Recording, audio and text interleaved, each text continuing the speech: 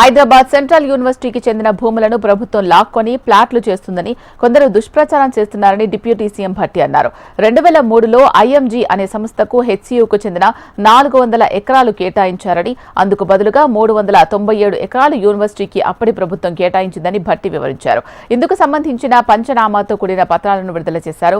University భూములను లాక్కుంటున్నామని ప్రచారం అవాస్తవమని భట్టి కొట్టిపారేశారు.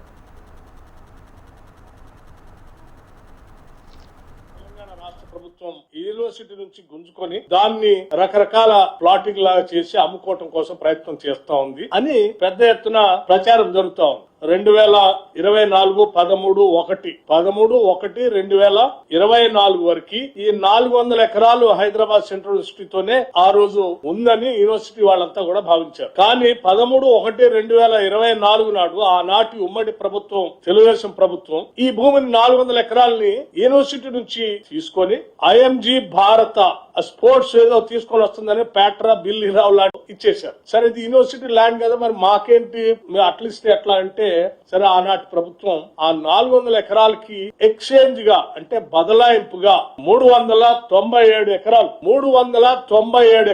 400 ఎకరాలకి ఎక్స్చేంజ్ గా బదలాయింపుగా ఆనాటి ప్రభుత్వం 397 ఎకరాలు అదే యూనివర్సిటీకి ఆనుకొని గోపన్పల్లి అటుపక్కన రాష్ట్ర ప్రభుత్వం ఆ యూనివర్సిటీకి ఇవ్వటం జరిగింది. అంటే in exchange of this 400 acres 397 ఎకరాలు అంటే that is also nearing about 400 acres ఆనాడు యూనివర్సిటీకి ఒప్పచెప్పటం జరిగింది.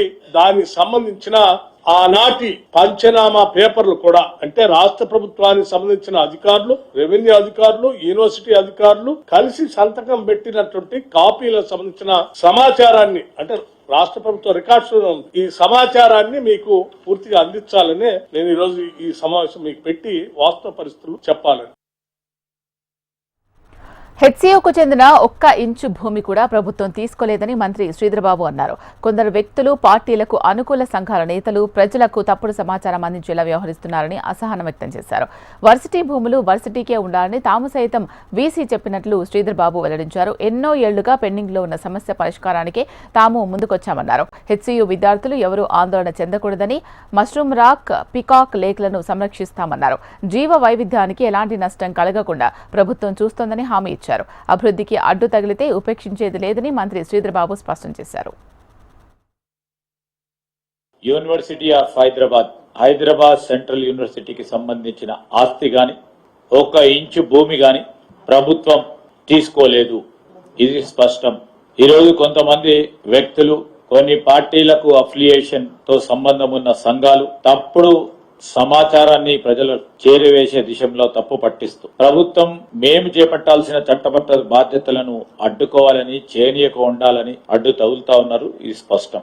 ఆ క్రమంలోనే ఒక వారం రోజుల క్రితం ఆ యూనివర్సిటీకి సంబంధించిన వైస్ ఛాన్సలర్ గారిని, రిజిస్టర్ గారితో కూడా ప్రభుత్వ పరంగా మేము సంప్రదింపులు చేశాం. స్పష్టంగా కూడా వారికి తెలియజేయటం జరిగింది. అనేక సంవత్సరాలుగా పెండింగ్ లో ఉన్న ప్రధానమైన సమస్య యూనివర్సిటీ పరంగా 1 ఎకరం కూడా వారికి రికార్డు బుక్స్ లో లేకపోవటం వల్ల మేము మా ప్రభుత్వం తరఫున మేము గాని, బట్టి గారు గాని, ముఖ్యమంత్రి గారు గాని, సంబంధిత సహచర మంత్రివర్గ పెద్దలందరూ కూడా చాలా సంవత్సరాలుగా పెండింగ్ ఉన్న సమస్యను పరిష్కారం చేయాలని, యూనివర్సిటీ ల్యాండ్ యూనివర్సిటీకే ఉండాలని వారికి తెలియజేయటం జరిగింది. 2016లో సీనియర్ ఐఏఎస్ ఆఫీసర్ తో కూడుకొని ఒక కమిటీని ఏర్పాటు ఆనాడు చేస్తే మరి 1500 పైచిలకు ఎకరాలు వారికి న్యాయపరంగా ఇచ్చే విధంగా కొన్ని రికమెండేషన్ చేయటం జరిగింది. దాన్ని కూడా దృష్టిలో పెట్టుకొని మీరు మీ ఎగ్జిక్యూటివ్ కౌన్సిల్లో చర్చించి రండి,